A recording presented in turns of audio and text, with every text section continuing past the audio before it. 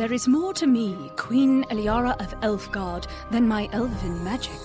Just as there's more to Geico than saving you money, Geico also gives you 24/7 access to licensed agents online, on the phone, or on the Geico app. And while I am a mighty elf queen, I am also a mighty big fan of barbecue potato chips.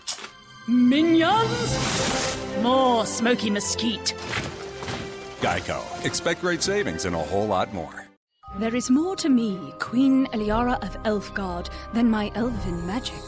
Just as there's more to Geico than saving you money, Geico also gives you 24/7 access to licensed agents online, on the phone, or on the Geico app. And while I am a mighty elf queen, I am also a mighty big fan of barbecue potato chips.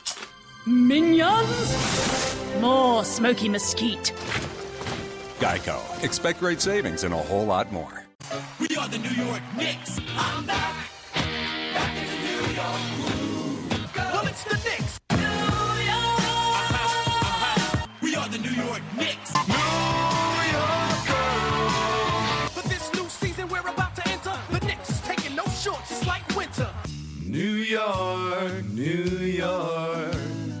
New York be about the Knicks, huh? But the best thing about New York City is K-N-I-C-K-S. Everybody say go, New York, go, New York, go! Hey everybody, it's the New York Knicks podcast, episode 366. I am Jay, and with me is Mark. Bonus episode. There's so much drama going on in the that we have to just talk about the Knicks. We have to do a bonus episode because we're losing our goddamn minds. One time, one season. I would love it if we could go like 2 months without being the laughing stock of the NBA. Oh, I have a dream. In honor of Martin Luther King, I'm going to completely denigrate what that statement meant and just say I have a dream that one day in one season, the Knicks star player won't be asked by management if he wants to still be on the team. I mean, this is there's obviously an issue. I know. I have a dream that one day our off-season big free agent signings won't be comically bad by mid-season. So Melo met with Phil. He said everything went fine. I actually have the meeting recorded. Okay. Do you want to hear the meeting? Yeah. Okay, I'm going to cut to the meeting. Okay. Well, Carmelo, do you still want to be here? Well, Phil, do you still want me here? Well, only if you want to be here. Well, I only want to be here if you want me to be here. Well, I still like you. You do like me? I mean, yeah, I'm not. Yeah. No, I definitely still like you. Okay, as long as you still like me, we good.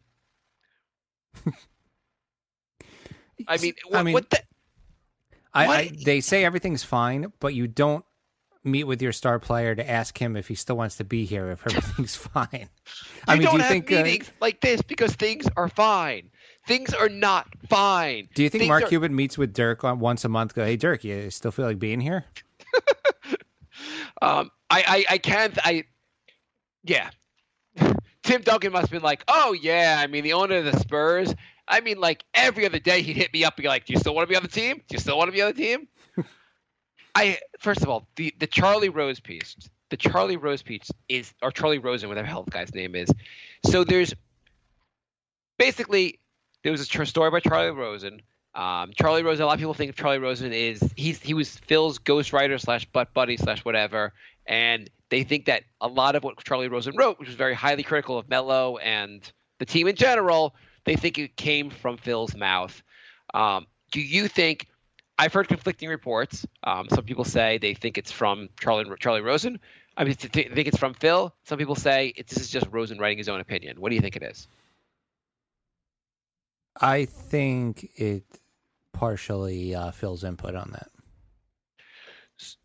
Here's the thing. So how often does Charlie Rosen write on Carmelo and the Knicks? I thought not very often. Yeah. Isn't it like once a month? He wrote another article saying these reviews are mine alone, and Phil, this has nothing to do with Phil. But he doesn't really write about the Knicks very often. I mean, I guess he writes that it just seemed kind of weird. I guess he's written he writes about the NBA. I don't know. It just seemed kind of Nothing with this team is normal. Last episode, we had a point guard driving around in a different state than the game he was actually supposed to be playing in. This time, we have our star player. Also, Porzingis is injured again, and somehow Noah hurt his ankle.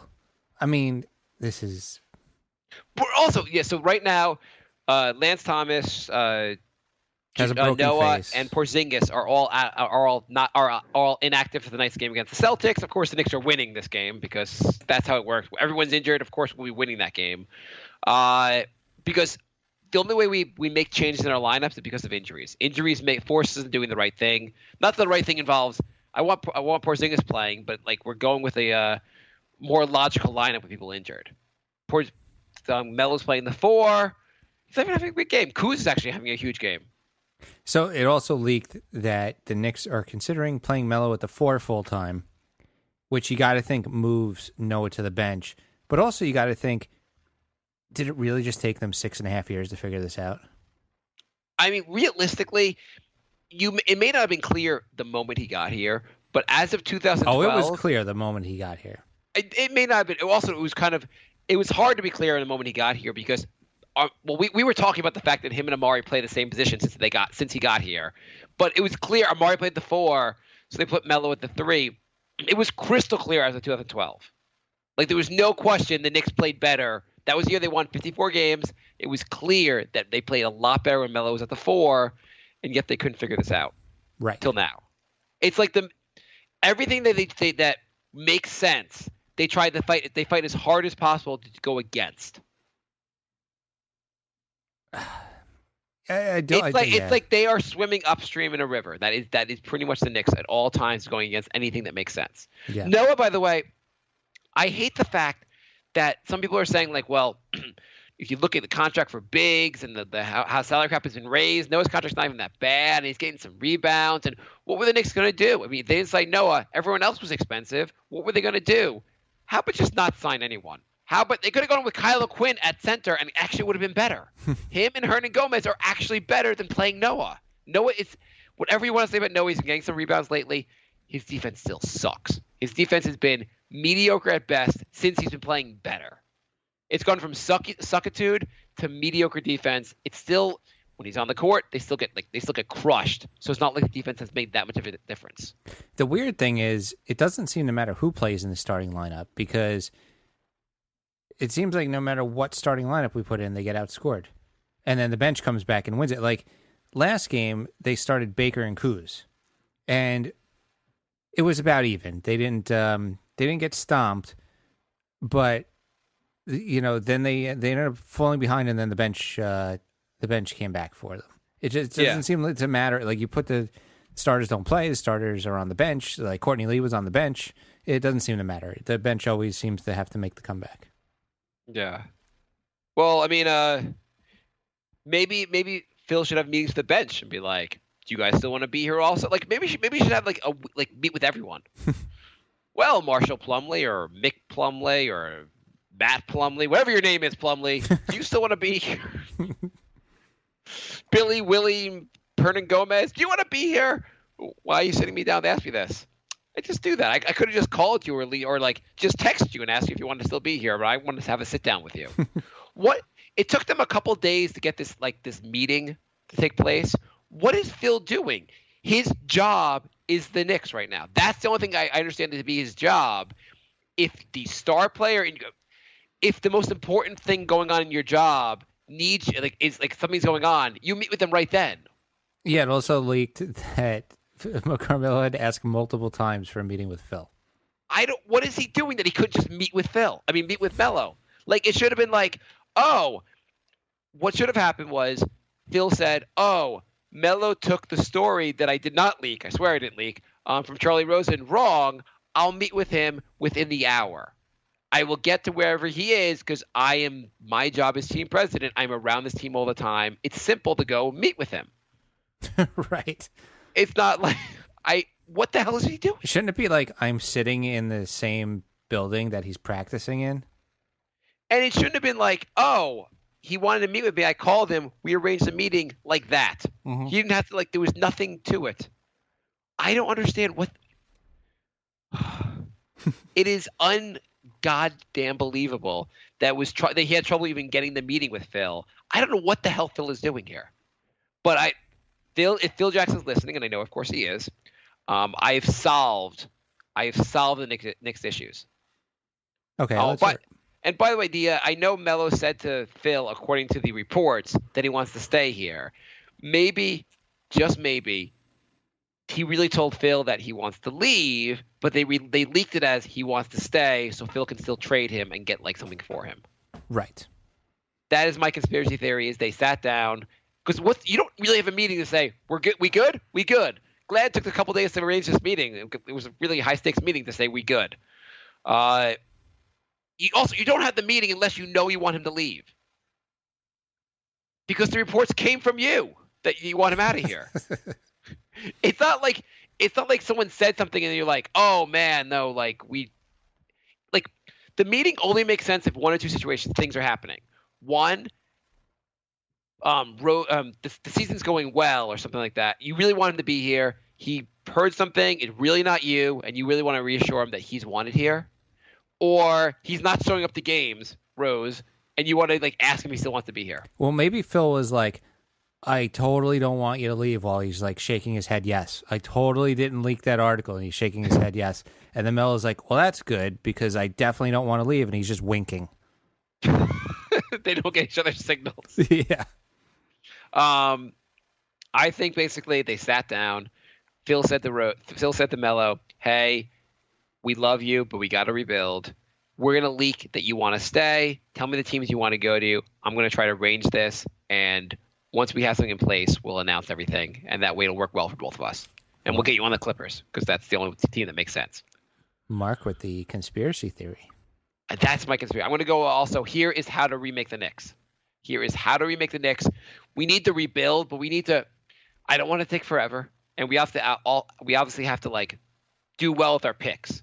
I would like to start off the rebuild by just saying sayonara to Phil, but I don't think that's going to happen. Would you get rid of Phil at this point? I'm leaning toward it. I mean, he's made a lot of bad moves. He can't live off of I picked Porzingis for his entire tenure. Pretty much everything else has been trash. Well, no. I mean, whoever his scout is has been awesome because Kuz, Baker, Hernan Gomez, they've all been good. You're right. Those guys have been good. They've done a good job with the bench, and Justin Holiday looks like he looks pretty decent. The thing is, all the little moves have really worked out, but all the big moves have been a complete catastrophe. Right. The trades, the Tyson Chandler trade completely misread the market. Mm-hmm. Really could have gotten a lot more for Tyson Chandler. It was also he kind of used Tyson Chandler to get rid of Felton's contract, which was barely a burden on the Knicks and didn't really matter if Felton was here or not. Or if you really think Felton's a bad influence, you can if you can't trade him, you can cut him instead of trading Chandler away and getting nothing for him. Right. We ended up with a much, much worse point guard with a longer and more expensive contract. And they claimed that you had to trade Shumpert with JR to get rid of JR's contract. JR's contract really wasn't that bad. No, JR is bad. I kind of believe that one. No, I believe. Well, first of all, he started for the NBA. The team that went to the finals 2 years in a row had him as a starter. But that was the only team that wanted him. Nobody wanted him. If they were willing to start him, they probably would have given you something for him. You probably didn't have to include Shumpert. You probably could have said, "Hey, this guy, he's going to be one of your starting five. You guys are going to have no problem starting him. We'll take a draft pick back just for him." You probably could have easily unloaded the.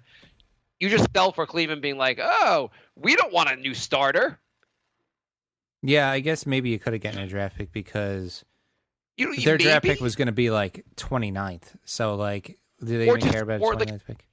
Or the first pick 2 years from now, whatever it was. They could have taken a future pick. You don't Which think still would have been 29th. Yeah, I mean, but the thing is, you don't think a team's like they said you're going to give us a starter? We're flat out going to start this guy. We're not going to give you a pick for that. We're on the verge of winning a title, and we're not going to give you a pick to solidify our starting lineup. Me, I don't know.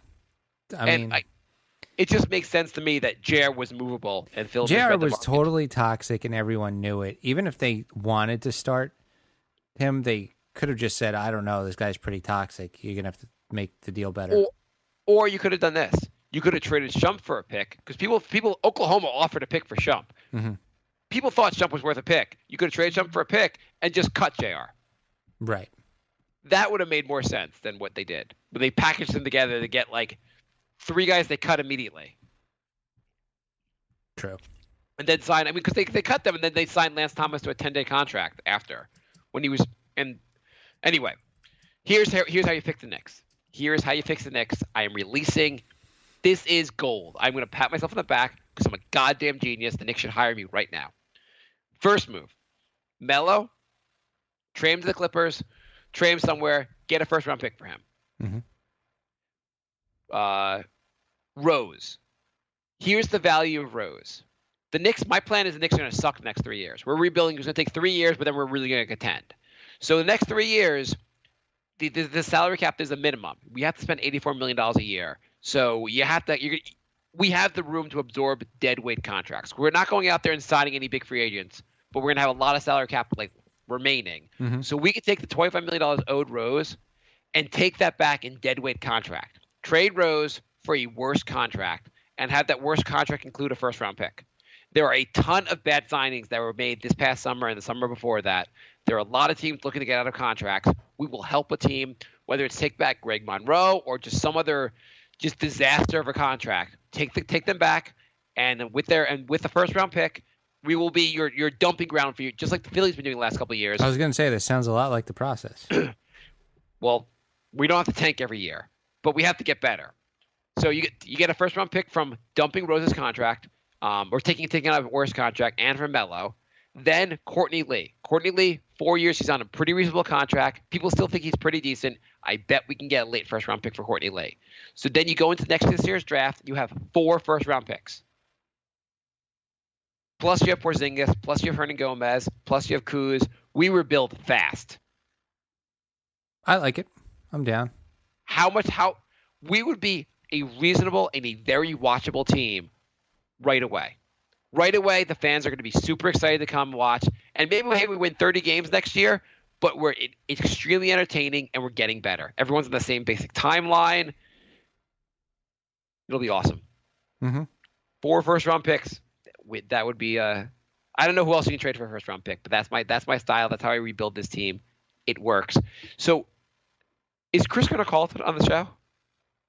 I don't know. Did he ever? Okay. Someone else was supposed to call, or we were part of doing the show. We were supposed to be on someone else's show, but they have not called. So I guess we're not going to be on their show. Okay. Yeah, I mean, it happens. It happens. It's okay. How do you rebuild? Tell me. You have. Here's the rest of my idea. I think I emailed you this whole idea earlier today. But Noah, we can't get rid of his contract, right? Right. So, but what does Noah do? Noah plays good defense when healthy, Noah plays good defense when 4 years ago, right? Yes, he plays very good defense when it's 2011. Yes. So he fundamentally he knows how to play defense. He has good intent. He has intensity. He's a solid guy who we will have as a part-time player / coach over the next 3 years to help. He'll be player in whatever capacity he has left, and he'll also be our defensive coach and guru. He will take over Rambus's job. So we will have Joakim Noah getting in every Knicks player's face, just so screaming you want at them him to about be defense. like a player coach? Yeah, player / coach, exactly. Can you think of a better defensive coach to add? Well, I mean, the Clippers just added Garnett. That would have been a good move. Yeah, and their defense is already like one of the best in the NBA. Yeah. But you know what? Noah was a defensive player of the year. Noah knows what he's doing. He just can't athletically do it anymore. Noah would be a great guy, and he's all about ball movement. He would be a very solid guy to be our defensive coach. it can't be any worse than goddamn Rambus. That is true. I don't get what he is supposed to be a guru in because it doesn't seem like they're even doing anything fundamentally correct. Yeah, they're not guarding they're not guarding the 3-point line. They're not guarding pick and rolls. They're not playing a heck of a lot of defense. The Knicks are beating the Celtics tonight. Everyone's injured, and yet they're winning. I find it funny how you made the same exact joke on Facebook that I did on Twitter without consulting each other. Yeah, so today we both made, what's the joke? That the Knicks are considering starting Melo at full-time at the 4. In other news that everyone's known about for 4, something like, the Knicks also plan to start guarding the 3-point line by the year 2020. Yeah, we both basically made essentially the same joke without consulting each other because we both, it's, I guess, easy jokes to make, and we both kind of, since we talk to each other enough, we probably are on the same wavelength with that stuff. Yeah. So what's your conspiracy theory about what happened in the meeting? See, I think Melo did say he wanted to stay, which kind of put me in a bad mood because I was kind of getting my hopes up for a big trade happening. But You actually, just going with your theory for a second, Phil said, Melo, do you want to stay? And Melo said, I want to, nah. And Phil just covering his ears while going, nah, while Melo talked. I can't hear you. I think it has to be more about his brand or Lala at this point, though. I've read a lot of conspiracy theories about this. One theory was that Phil wants the cover of Melo not waiving his no trade clause. He gave him meets with him, asks him if he wants to stay. Melo says, no, I don't want to leave. And Phil then later on can blame Melo for ruining the Knicks. It wasn't my fault. The team would have been great. But Melo had that no trade clause, and he wouldn't waive it. But how could he blame that when he's the one who gave it to him?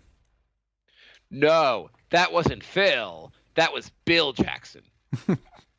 I don't know. But the theory that now he would rebuild if not for that. The other theory, which I loved, was that in New York, you can only rebuild if you only rebuild / tank if you look like you're trying to compete.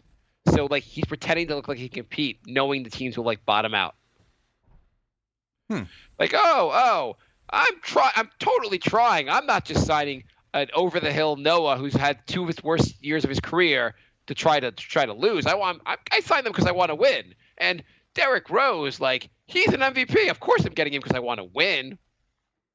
See, I think he's just so bad at his job that we have to make up these conspiracy theories, or else we're going to be like, oh crap.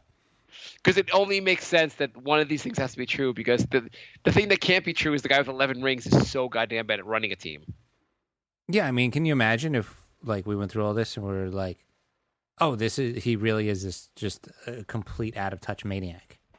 Yeah, if all the explanations were just like one day he comes forward and is yeah, I didn't realize Tyson Chandler, I didn't think he had any value, and he goes Melo, I thought everyone gets no trade clauses. I didn't realize that was this was unique. Oh, Derrick Rose, I thought you were allowed to take games off, so I didn't really make a big deal about that. I say no because I was just gearing up for the next amnesty. Yeah. Yeah. Kuz is playing pretty well though tonight. He is. He's solid.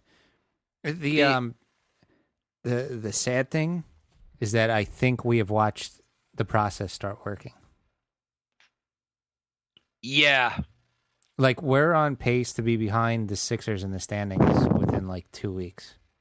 Philly's playing pretty well lately. Embiid, who may go down with injury at any... the thing is, you may want to make fun of Embiid being, on the minutes restriction and about to go down for any moment he'll be done for his career.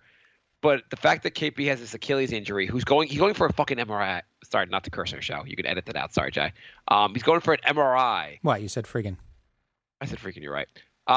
He's going for an MRI, which scares does that not scare the bejesus out of you? It does. I wake up in cold sweats in the middle of the night.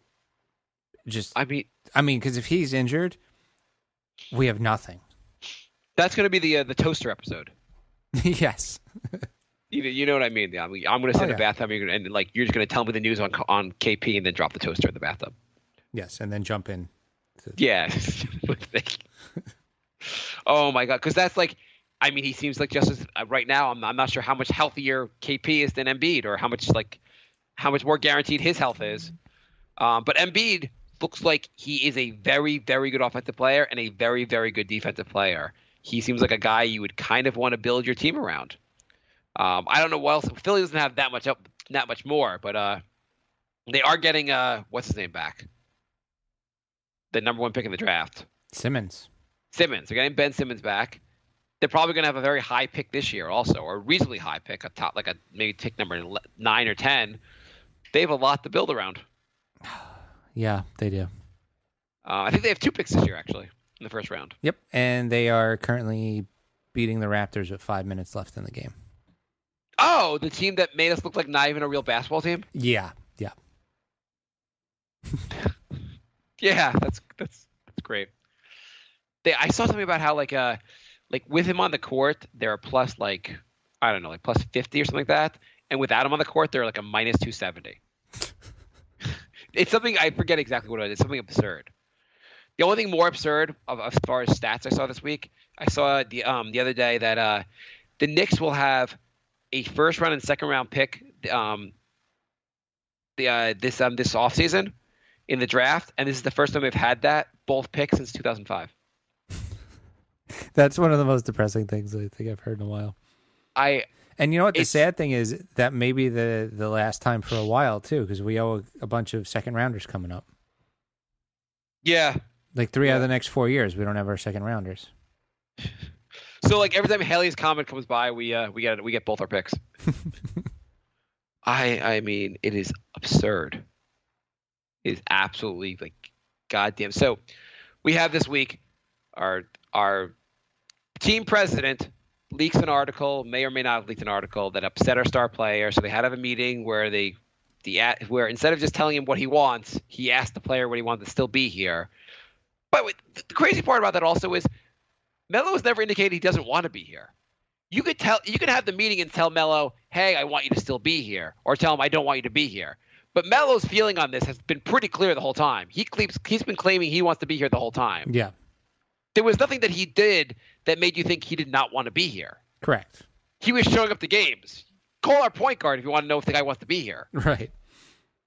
Like, I don't understand it's like your boss just randomly calling you into the office. Like, Jay, if tomorrow at work, your boss called you in and goes, hey, Jay, do you want to be here? Would you assume you were getting fired? Oh, yeah. At least on probation, yeah. Yeah. You would assume that's like, things are good. That's why he's asking me that. The other thing, by the way, I know that we didn't talk that much about the Charlie Rosen's piece. Have you looked through Charlie Rosen's piece? Yeah, I didn't read I skimmed it. Frank just wrote, only gave up 83 through the first 3 quarters. The D is looking good tonight. There is some insane stuff in here. So Lance Thomas is a winner, a diligent defender and dependable trade-maker from either corner. Definitely Phil's writing this. He's the perfect complement to any team's second unit. What the hell is he talking about? What else? What else is just completely insane? Oh, Sasha needs more playing time. He's a pesky defender, a lights-out long-range bomber, a diligent executor of plays, and an excellent tutor to the youngins. Why not play him at shooting guard alongside Justin Holiday at the small forward and Thomas the power forward when opponents play small ball? So maybe they're just both insane. I mean, there's so many insane things here. Endor is as advertised as having the potential to be a stopper at the 3 and the 4. Yeah. So Phil and his friend are both just crazy old men. Jeff Hornacek, this is where I lose my mind, is a solid coach. My only biased opinion,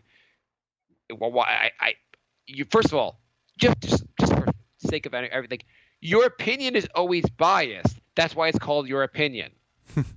Right. But anyway, my only biased opinion is that despite Melo's pouting and reluctance, Hornacek should have made a firm and full commitment to installing the triangle offense. Doing this would bring the structure and the spacing and the movement and the versatility that Knicks' current offense sorely Phil was lacks. definitely standing over his shoulder on this one. How is this not written by Phil? No one in their right mind thinks this is a good idea besides Phil. Yeah. And first of all, Hornacek was hired with the. I mean, I guess I don't know exactly what the discussion was between him and Phil, but the understanding to all of us in the real world was that Hornacek did not have to be completely adhere to the triangle. That's why he was hired, because he was going to have his own style that related to the triangle, had elements of the triangle, not like the firm commitment to the triangle. Right. Wasn't that when the initial press conferences, like he said, Phil did not insist I have a firm commitment to the triangle? Yeah. And also, the team, you're commenting, when you're talking about the coach, you're talking about the offense. When the defense has been a mind-boggling disaster, you're talking about the offense? I don't know why we don't seem to have anybody near the leader of the organization that even acknowledges defense. I mean, all the players we've gotten are big acquisitions, Amari and Curry and Bargnani. Like, none of them play good defense. This is the best one. Kurt Rambis certainly knows all there is to know about NBA defense, to say nothing about other areas of expertise. Yet his players must play defense with more passion and savvy than they've been doing. I don't deny that he probably knows everything there is to know about defense. He just is probably unable to convey that information to other people. So you're saying, I think what the issue is that it's like you could have, let's say you're going to take the CPA. Yeah. You could have the world's greatest CPA professor who has all the knowledge in the world, and he's going to teach you. But the only issue is he will only speak in Vietnamese. And so you're just not going to catch on to all this knowledge he's presenting because you don't speak Vietnamese, and the players don't speak Rambis. So, and Phil Jackson has pushed the right buttons, but sometimes wires unaccountably get crossed and a system short circuits. If his options might be limited, dependent on PJ, to make whatever adjustments are possible to retool this disappointing ball club. That's because, more than having been the most successful coach in NBA history, Jackson is an incredible judge of talent, team chemistry, and of knowing how to fix what's broken. Oh, boy. Also, he's incredibly handsome, and you should see what he's packing. I mean, how is this not written by Phil? Either it's written by Phil or Charlie Rose was like taking breaks between writing this to blow Phil. Right. P.S. It's really hard to write an article with somebody's balls in your mouth. You should amazing how fast I can type while one hand's on the keyboard and one hand's on someone's balls. I mean, it is so transparent. I hope the entire meeting between Phil and Melo was Melo just being like, "What the hell? What about the part Charlie Rose wrote about you? Are you insane? You're so incredible, huh, Phil?" We got a question. Adam writes, question for the pod. As a relatively new Knicks fan, 4 years, and avid reader, are there any good books on the Knicks? What is that Lynn book? We'll Always Have Lynn? We'll Always Have Lynn Sanity. Yeah. By guests of the show. Jim Cavan, Robert Silverman, Seth Rosenthal. It is a fun book to read about 11 games the Knicks played. Yes. That might be the only book on the Knicks. I don't know what else is there about it? I can't think of a Knicks book I've read any time in the last decade. Yeah, I mean there's general basketball books, but I can't really think of any like Knicks specific ones. I know you want to talk about baseball. The Mets. There's two very fun books written about the Mets. The Mets '86 when they won the World Series. There was a book called The Bad Guys Won, talking about basically how the team was a bunch of a-holes, but they won the title, like all their ventures. It was a very fun book to read. And then there's a season in 1992 the Mets signed all these like big name acquisitions, and everyone thought the Nets were going to be really good, and they just stunk.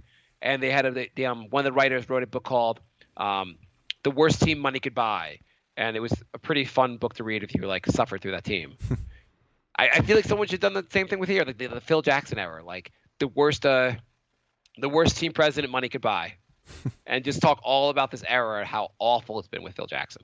I mean, we have some good young talent. I know maybe we're killing him a little bit, but the drama is just insane. There's more drama. There's more drama on the Knicks than the goddamn Housewife shows my wife watches. Seriously.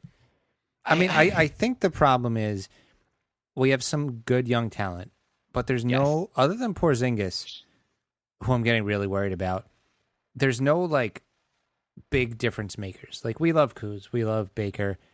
Would they really be much on other teams? I mean, I feel like every year we have this. I mean, we had Landry Fields, we had Galloway. I mean, these guys aren't exactly lighting it up on other teams. The thing is, like, if anything happened to Porzingis, like, let's say he's really, like, his career is really in trouble, then the team were completely screwed. And I know a lot of teams, like, if Philly loses Embiid, it'd be a big deal also. But the Knicks just, if you had some more young pieces, I don't think we can withstand losing KP, but we need more of a foundation. Right. I know everyone's saying you got KP, you build around him.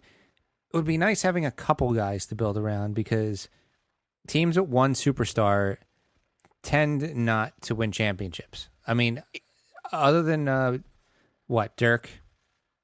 Can you think of another team? Yeah. Well, also, one guy, I mean, they had so many good players in that team. I mean, they were veterans, but it was usually a two very guys. well-rounded team, and they had guys who were all-stars and like not washed up, but like just past their prime. Like, Jason Kidd, Sean Marion, Jason Terry. They were all played really well. Yeah. Yeah. Tyson Chandler had a great year for them. Yeah. The thing is also people talk about KP, and it's unfair to KP to like make him like if the team sucks, then everything's gonna lean on KP, and it's unfair to put so much pressure on him at this like age and experience. You know what's even more pressure? We're gonna build the entire like you're our future. We're gonna get no one else to help you. Right. We're building a team in the long run. We're expecting you to be our next Patrick Ewing, and we're not gonna get you anyone else that's pretty In good. fact, could we just start calling you Patrick Ewing? Oh my God. I mean, also, I know he was underappreciated when he was here, but can you imagine how amazing it would be to get like a Patrick Ewing again? Like he was so underappreciated as a Knick, and like he was so goddamn good. Yeah, I mean, did he have any other All-Stars the entire time? Other than like 99 when he was like just about done? Yeah, he had nothing, and the team was every year we'd win 50 games. Like that was a given with 50 games. Mm-hmm. Now we won 54 games once in the last 15 years, and we act like that was the season we won the title. Right. Remember that year we won 54 games and made the second round? Oh man, that was an amazing time. And we had a decade of that or longer because Patrick Ewing was just if KP turned out to be Patrick Ewing, it would be unbelievable. And obviously, like KP's a different kind of player than Patrick Ewing, but like Ewing was so goddamn good. Whatever you want to give him crap for, he didn't win a title. Like he was also another level than like whatever you want to say about Melo. Patrick Ewing was better. They're different kind of players, obviously.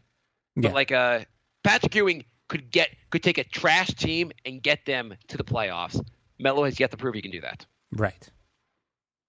But yeah, I don't know. there was 5 out of 6 years in the 90s. He got us to over 50 wins, and one of them was 60 wins. Yeah, I mean, not that there's no one's comparing Patrick Ewing to Melo, so I'm not sure why I'm making that argument. But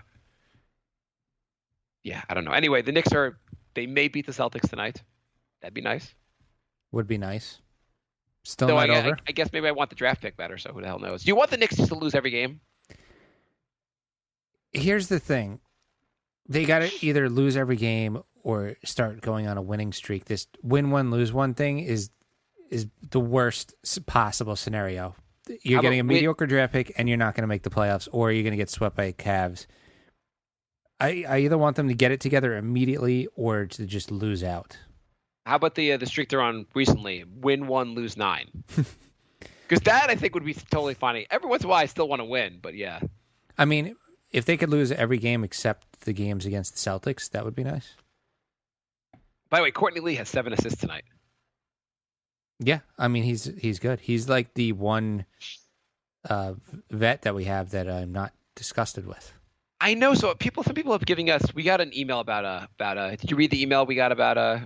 This is not an episode we didn't plan. We did this episode kind of last minute, and we didn't take a lot of questions from fans. Next show we'll be back with lots of listener questions. But Sam writes, "Hey guys, big fan. I know one of you guys hates Dwayne Wade. I don't like the other guy. I don't like the guy either. That's but me. last summer, yes, it's you. But last summer we could have got him instead of washed Noah and an overrated Lee. Even Eric Gordon having a better year than Lee. Lee bamboozled us and took the money. Dude misses timely shots and his defense is overrated. And Jay, I know you're going to say his 3-point percentage is high or whatever. It is. It is. It's because he takes 3 a game, and they're only when he's wide open. I hope we can trade him for Tucker or Tony Allen. Thanks, guys.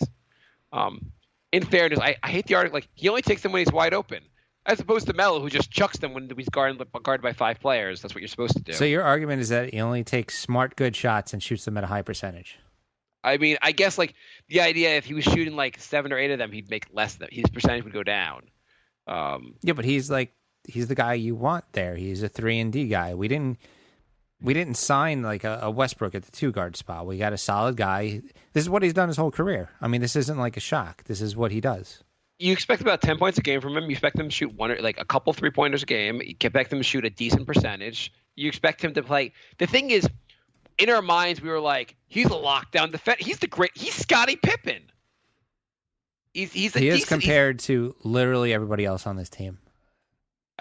He's an adequate defender. If you have a good system, he probably looks better. If you have a bad system, he probably looks a little worse. I don't know. I mean, it's also a tough, like, I saw someone else I was listening to was talking about how Courtney Lee doesn't cut enough. He doesn't cut enough. When he cuts, he plays better, but he barely cuts to the basket. And what I've seen is most of the time he's on the court, Noah's out there, Melo's out there, Porzingis is out there. They're all posting up. There's no place to cut. Right. The spacing is usually pretty bad. You want Courtney Lee standing outside the 3-point line. You need more guys standing outside the 3-point line, just cutting and getting out. He's averaging 9.6 points a game, which is exactly his average. He's shooting above his average in 3-pointers, a little below in 2-pointers, and he's doing above average in pretty much rebounds, assists. I mean, he's having a good season. He's exactly what he is. His whole career, he's been a role player. He's been a guy that's like, he's not. If he was 25 and you thought maybe he'd break out, that's one thing. What is he, 30? 31. 31. He is what he is at this point. He's a solid role player. To get mad at him for doing exactly what he's done his whole career is kind of, maybe his defense hasn't been quite as good because the whole system doesn't really work well here. Jason just wrote, what heartbreaking way will they inevitably lose this game? They're up by 7, so who's going to get the last second shot? We didn't even talk about last show. Since last show, they had the Hawks game, right? Yes. And they lost on the last second shot because that's just. Oh, it wasn't just the last second shot. Our 3 highest paid players all took the last second shot. This is Derrick Rose driving. So the last play of the game, Melo sets a pick for Derrick Rose, and then Rose chooses to drive to the basket, misses, then Melo gets the ball and misses, right? No. After Derrick Rose misses, Noah tips it and misses, and then Melo takes a 5-foot shot and misses. So, yes, all 3 of our highest paid players missed the final shot of the game. Also, this part of the play that people haven't talked about is, and I don't know how much it really matters, but so the play starts off with Rose going to drive and Melo setting the pick for him, right? Mm-hmm. Melo's in close to setting a pick. He goes to set the pick. The guy's going to be screened, and Melo just walks away because he's waiting for the ball. He goes to get the pick, and he jumps out expecting the ball to come to him right away. There's a term for that. I read that the other day. It's like a pick slip or something like that. And when people want to score instead of setting the pick, they skip out on the pick early so they can get a lob, and it's something like that. And that's what Melo's doing. Okay, so this is something that the Hornets that called for, not to set the pick. No, that's what scorers do. They get lazy on the picks, trying to get the ball quicker. That's not like a set play. Okay, no, it's not like that. Wasn't like, to me it didn't make much sense. I was like, but if that's something I don't know enough about the NBA. No. That's a play it still doesn't make sense. No, set the pick, and that way, and that defender was not. He didn't. First of all, Rose probably was fouled in the play. and they don't call that, so that's kind of BS anyway. And the defender that Melo would have picked was not that big of was not involved in the play. When anyway. did it become a rule that anytime a Knicks player drive, you could slap them in the head? I don't know. Knicks are up by 12, by the way, with 4 minutes to go in the game, so they're definitely losing. Well, good. We're keeping pace with Philly, who just beat the Raptors. Let's just keep the show going till the end of the game, and then we'll call the show. It just seems like if you set the pick, like it's just what Melo does. He doesn't just execute. You have to the team. Forget Melo. The whole team. You got to execute picks. You got to execute real cuts. You have to execute, and the team doesn't execute anything. I just wanted to say that app that I've been talking about for like 6 months, FireFan, it's finally active. They finally added the NBA section. So Jay's going to be on there. He was playing tonight, right, Jay? Yeah, I am just like the Knicks. I am currently in first. There's a bunch of guys from the Facebook group and Twitter playing right now. It's pretty fun. So firefan.com, and when you register, use code NYKnicksPod, and then you can play games against us. I have to download it myself. I will be on there. I need my kids to agree to go to sleep before the Knicks games start, which is kind of hard to do. Yeah. But Knicks are playing pretty darn good tonight, and Melo is playing really well. You know how Melo's doing? How's he doing? 5 for 14 with 13 points and 2 assists. Extend that contract. We're up by 12 points. It's just funny. Rose is having a pretty big game. Rose is actually he has 28 points. He's on good shooting. He has 5 assists. I know. I'm just getting sick of I want to rebuild. I don't want to go through this craziness anymore. Just get a core, rebuild. If you get rid of the veterans in this team, you'd have some solid guys to build around. If you add a couple pieces, a couple young guys. Yeah. So on our website, the NewYorkKnicksPodcast.com, I started doing the Knicks roster power rankings again. So you can check that out. And Eric is still doing the game recaps. So there's some content on our website. Check it out. What about the Knick Effect? I am currently putting together this year's Knick Effect list. That is, it seems every year some random guy is having a season best game against the Knicks. So I keep a list. So it's if you get the top or the second top scoring game of the season against the Knicks, you make the Knick Effect list. And I did the first 20 games this morning. The list is already up to about 14 people. So this could be a record-breaking Knick Effect season. Yeah. Do you update the list if that player has a bigger game later in the year? Yeah, then I'll remove them. Yeah. By the way, if I type Knicks Effects, I guess I can type Knicks Effect into Google. Mm-hmm. Our website is the second one that comes up. Nice. If I just do Knick Effect. The Knick Effect is what it's supposed to be, anyway. Yeah, the Knick Effect. Our page is the first thing that comes up. Sweet. Yeah. We also didn't mention at the beginning of the show that we are a part of the Almighty Baller Podcast Network. So check out almightyballer.com. They're adding shows pretty quickly. There'll soon be one for every single team on the website. Yeah, that's pretty darn good. Yeah. Do you think tonight the Knicks have turned it around and we're going to start dominating? Yeah, total playoff team now. This is going to be the turnaround point. No looking back. What moves, Jay, do you make while we finish? We're waiting for the game to end, and then we'll call the show. What moves do you make, Jay? What moves do you do now? I gave him my master plan, which was goddamn genius. What do you do? I think, I start using I call up that red phone and I do the nuclear option. And tell me about your nuclear option. What are you doing? I am trading away, as much as I like him, trading away Courtney Lee because he's 31. I want everyone over 27 off the team. Yeah. So I trade Derrick Rose. I'm trying to get picks if I can. I do like your idea of taking on a bad contract if it comes with a first-round pick. I mean, that's the value of having a $25 million contract that's expiring. Yeah. That's a huge value, especially you don't need the contract space. Because what do you do if you build a young team and you have like $45 million in cap with all like these young 12 players or 13 players, you still have to spend another $40 million. So Right.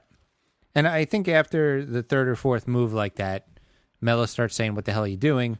And you say, "Well, we're going nuclear, except for you." And then he says, "No, including me, I'm going to waive my no trade clause." I think if you just told him you want him to leave, he'll waive his no trade clause. You don't think if Phil just said to Melo, "I think it's time to rebuild. We want you to waive your no trade clause," he gets an extra $10 million also kicker for waiving it. He does, yeah. But if you just say to him, for getting the money, if you just say to him, "We want you to waive," you don't think he just waives it? I think if you tell him we don't want you here anymore, or we just don't think you're part of the plan anymore, I think he's like, "Sure, these are my teams. If you work out a trade to one of these teams, I'm fine with it." Yeah, at this point, he might. I think next losing streak, it would be a good time to bring that up. I mean, and also if you're the Clippers, I understand Cleveland. I don't know if you necessarily need to get him for Cleveland. And Cleveland, I don't know if you really want to trade Love if you're Cleveland to get him. I don't really necessarily want Love back. If Love gets traded, I want a third team to Celtics, someone else, and like get draft picks. But if you're the Clippers, and we could do the same thing with Blake Griffin, but if you're the Clippers, doesn't it make too much sense to get Melo? Like it's like almost like you if you're the Clippers, how could you not try to make this happen? Right. Yeah, I think if you're the Clippers, you do it. If you're Cleveland, I don't think you do it. If you're the Clippers, what's your plan here? Do you really think right now, as the team is assembled? By the way, Chris Paul's out for like 8 weeks. By the way, yeah. And your favorite player is out for an extended period, right? Also, the unibrow. Not sure. I know he just got an X-ray on his hand. I don't know what the results were for that. I don't know. It's the unibrow, so the X-ray on the hand will reveal his hand's missing. Right. If you're Clippers, what's your plan? You're what are your third best record in the West? Third or fourth, they're flipping. No, I think fourth because I think the Rockets are ahead. Oh, do you really think of the Clippers that like you have Chris Paul here for this year? Maybe he extends and resigns. Yeah, they're fourth. They're 2 games behind the Rockets.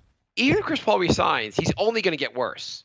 Like he's still playing at a pretty high level, but he's going to get worse. Your window with him is like this year and maybe next year. They did win 7 in a row. If you want to win, you need to up this roster. Clippers, if you're listening, and I know you are also, Phil and the Clippers, just like you guys just sit around and listen to our shows.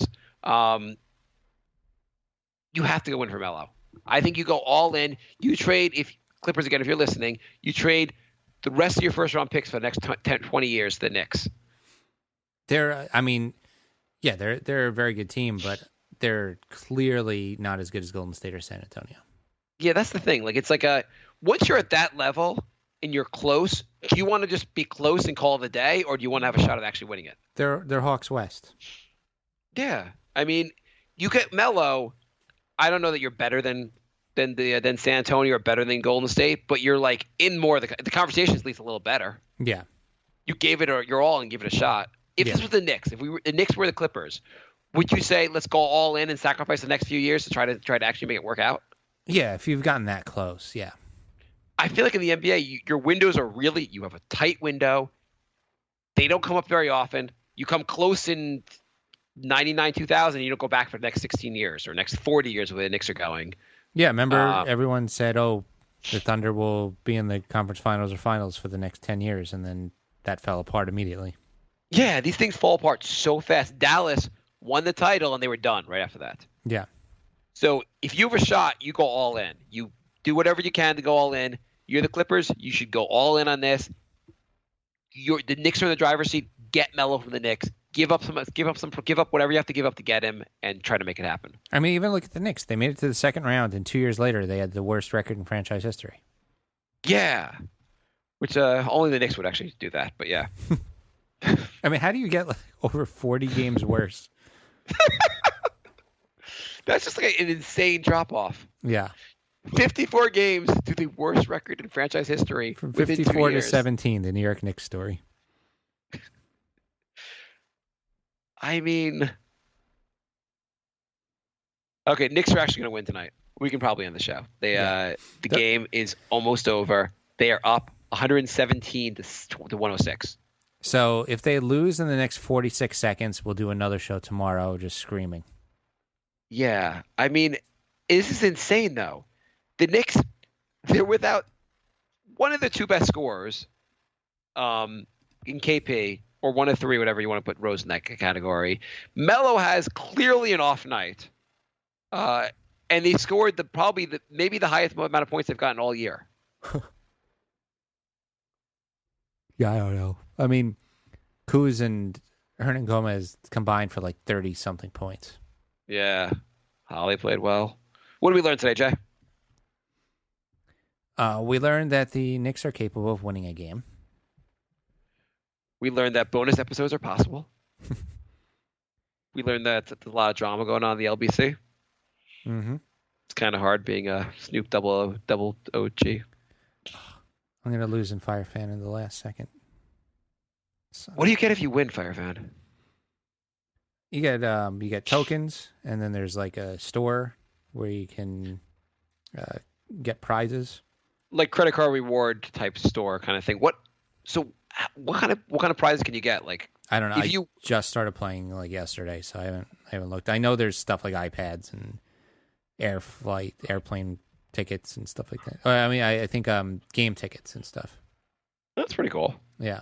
There's also like a point section where I think is just bragging rights. Oh, that's pretty cool. I mean, it sounds like a cool. So tell people what do you do in the like? What kind of questions are they asking? So they come up. It seems to be like 3 or 4 times a quarter, and then you'll get questions like, "Will Isaiah Thomas get an assist in the next 2 minutes? How many 3-pointers will be made in the next 2 minutes? Will Carmelo Anthony get a rebound in the next 3 minutes?" And you answer yes or no. You got to like keep on top of it though, because the questions pop up and you get like a minute and a half to answer it, and then they disappear. Can we design our own questions? Like, can we do things like if it's ours, can we do like will Rose be at the game? Will Rose come out and still be at the game after halftime? This app would be banned in 2 seconds if we made the questions. Will Melo asked to be traded during the game? Will Melo be asked whether he wants to remain a Knick in the third quarter? Will Rose call up his friend for a threesome during halftime? Will Horny's daughter bend over so we could look at her ass? On that note, we are going to say goodnight. Thank you for listening, everybody. And we'll be back Sunday at 8:30 p.m. Yes, for a live show where you guys can catch us. Yes. Okay. Goodbye, everybody. Bye,